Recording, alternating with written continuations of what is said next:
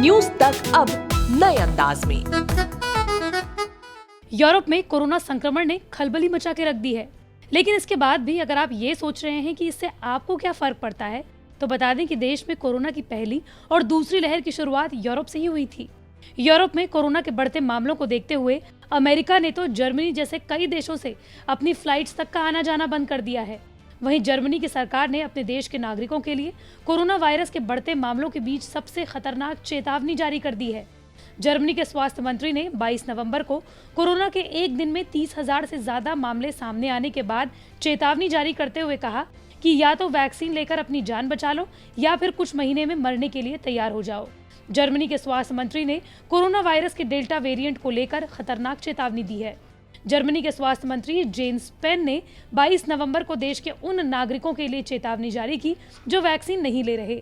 Germany के स्वास्थ्य मंत्री ने कहा कि कुछ महीनों में सिर्फ वही लोग बचेंगे जिन्होंने कोरोना के खिलाफ टीका लिया है और कोरोना के टीका नहीं लेने वाले लोग मारे जाएंगे। देश में दूसरी लहर में उत्पात मचा चुके कोरोना के डेल्टा वेरिएंट को जर्मनी की सरकार ने सबसे खतरनाक कोरोना का वेरिएंट बताया है। जर्मनी की सरकार ने अपने देश के नागरिकों के लिए मुफ्त में वैक्सीन की व्यवस्था की है। जर्मनी की आबादी भारत जैसे देशों के मुकाबले काफी कम है, फिर भी देश में सिर्फ 68% लोगों ने ही कोरोना के खिलाफ टीका लगाया है और जर्मनी के स्वास्थ्य विशेषज्ञों का कहना है कि देश में महामारी को नियंत्रण में रखने के लिए ये प्रतिशत 80% से ज्यादा होना चाहिए। दरअसल पश्चिमी यूरोप में कोरोना महामारी की चौथी लहर ने गंभीर रूप ले लिया है। ऑस्ट्रिया जैसे देशों ने तो लॉकडाउन तक लगा दिया है। बाकी देशों में भी तरह तरह की पाबंदियां लगनी शुरू हो चुकी हैं। पूरे यूरोप में टीकाकरण की सबसे ऊंची दर आयरलैंड में है। वहां 12 साल से ज्यादा उम्र के 89% लोगों को वैक्सीन के दोनों टीके लग चुके हैं। पुर्तगाल भी 87% जनता का पूर्ण टीकाकरण करने में सफल रहा है, लेकिन इसके बावजूद भी दोनों देशों में संक्रमण के मामले तेजी से बढ़ रहे हैं। अब विशेषज्ञों ने आशंका जताई है कि वैक्सीन लगाने के बाद भी हो रहे कोरोना से एंटी वैक्सीन समूहों की ताकत बढ़ सकती है, जबकि विशेषज्ञ अभी भी दावा कर रहे हैं कि वैक्सीन कारगर है।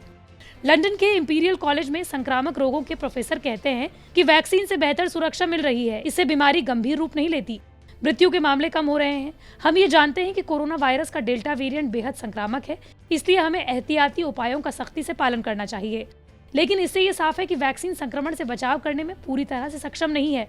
जर्मनी की हैम्बर्ग यूनिवर्सिटी में पब्लिक हेल्थ के प्रोफेसर भी कहते हैं कि वैक्सीन से मदद मिलती है, ये वायरस को रोकने में एक दीवार की तरह काम करती है, लेकिन उपाय के तौर पर ये अकेले इतना सक्षम नहीं है कि ये पूरी तरीके से बचाव करे। यूरोप में 2021 के शुरुआती महीनों में तेज टीकाकरण हुआ, लेकिन उसके बाद ये सामने आने लगा कि कोरोना के खिलाफ वैक्सीन का प्रभाव तेजी से कोरोना के खिलाफ घटने लगा है। अक्टूबर में एक बार फिर से 2 अध्ययन हुए जिसमें बताया गया कि फाइजर वैक्सीन की दोनों डोजेज लेने के 2 महीने बाद उसका असर घटने लगा। कमोबेश एस्ट्राजेनेका और मॉडर्ना वैक्सीन के बारे में भी यही देखा गया। इसलिए तमाम विशेषज्ञ ये कह रहे हैं कि वैक्सीन तो सभी को लगानी चाहिए, लेकिन इसके बावजूद भी आपको क्या करना है?